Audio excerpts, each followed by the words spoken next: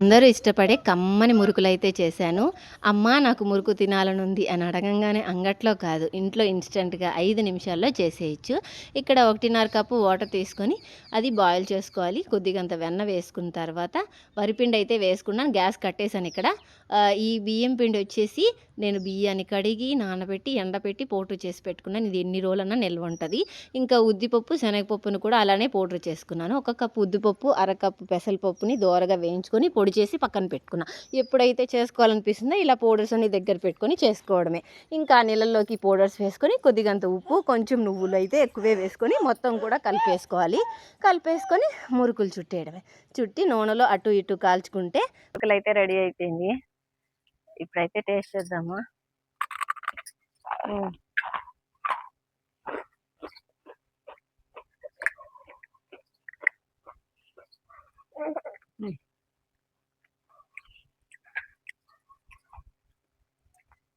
కమ్మగా బాగుంది.